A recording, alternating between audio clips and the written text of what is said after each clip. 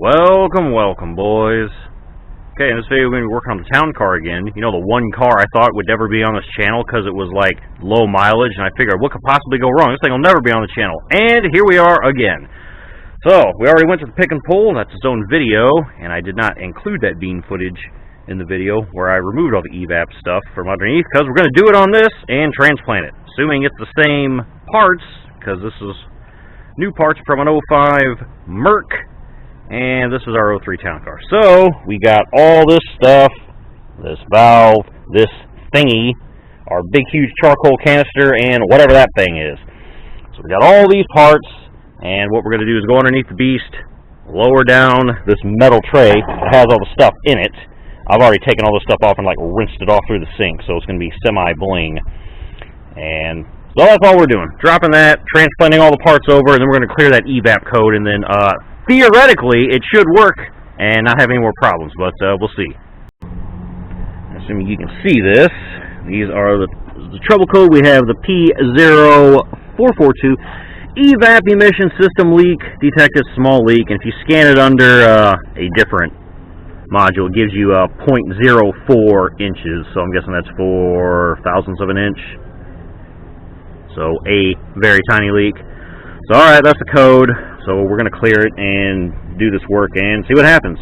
But it should be noted, this is the only kind of code you have. If you only have an Evap code and you really need to get this thing past emissions inspection, you can do what I did on a previous video I mentioned.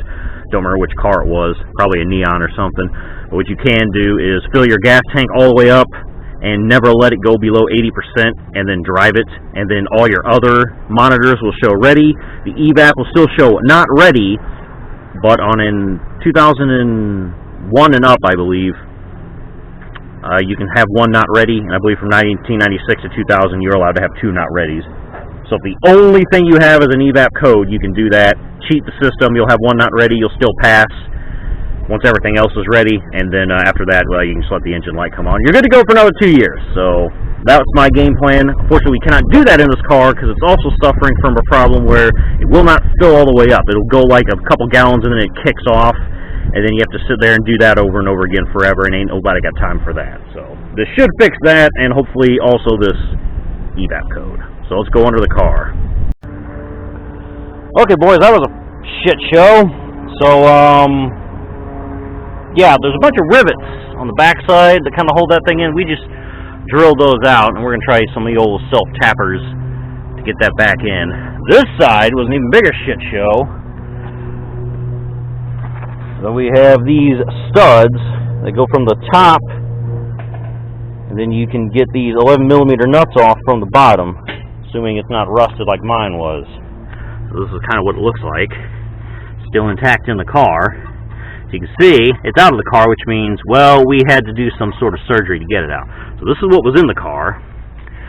This is what I got at the junkyard. As you can see, the 05 looks different than the 03. But the important thing to note is the electrical connector is the same. And you have these 2 big hoses that go off into the rest of the car. So here's what I'm going to do. I'm just going to put the whole new unit in there and hope it works. If it doesn't work, well, we're not entirely boned. I could just replace these hoses, but we're not going to do that yet. First order, so I already cleaned all this, and this has extra piping, so I don't know what the hell that big extra thing is, why this one doesn't have it. Whatever. This is newer, so newer must be better, right? So that's what we're going to transplant back into the car. The only problem I have at the moment is I need to get this thing out, so this will attach to the one that's already in the car. If I cannot, then whatever. The other alternative is pull this plastic thing that's on the car off and then put that into the hose. So I'm going to attempt to remove this. We'll see how that goes. If not, get the one out of the car. This is the kind of crap I'm talking about. See, there's this one-time use hose clamp thingy on the plastical deal. That needs to go here. So since that ain't going to go in there, I think I'm just going to break this off. Hopefully I can get that plastical piece out much more easily that way. And we'll just put this in that hose. Put this old piece back on the came with the car originally. And then we'll just slip this back up in here, either self-tap it or use those black plastical things like this. And clamp that up in there. Currently those hoses go through there, so that must be there just to kind of hold them in place. But that's what we'll do. And yeah, so as you can see, this one still intact. That one ripped to shreds. But that's okay, we can probably get her back on, I think. Be good enough anyway. So let me try to cut that thing off. Alright, so I busted this thing off. So now we should be able to pull this thing out. Okay, boys. I have those black delios poking through. Got my electrical connector plugged in. So these ain't gonna hold it super duper ultra mega well, but in case this works, or doesn't work rather, it'll be fairly easy to correct our mistake and go and jack one of these from an older car. Alright. So we got that like that. We're gonna go up in here, hand tighten that, and then we'll attempt to do what we can do with this since we mangled it, and then reconnect those hoses. Okay, boys, and so we're back. Attached here. Reattached here as best as we can.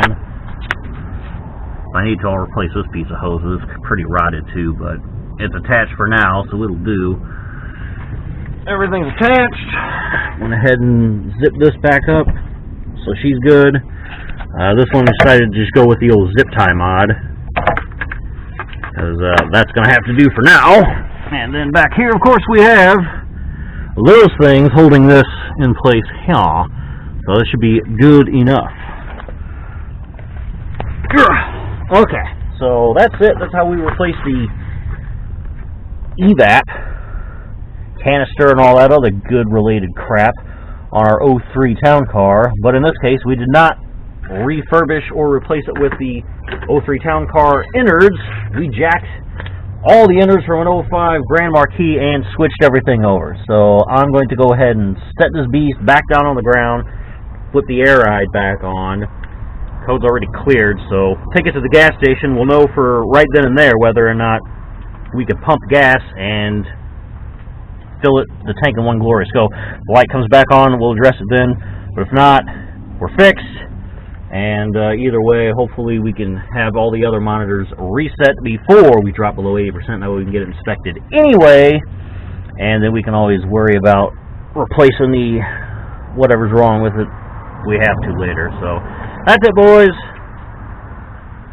Enjoy the rest of your evening. Hope you enjoyed the video, and I'll catch you in the next one. Thanks for watching, boys. Peace.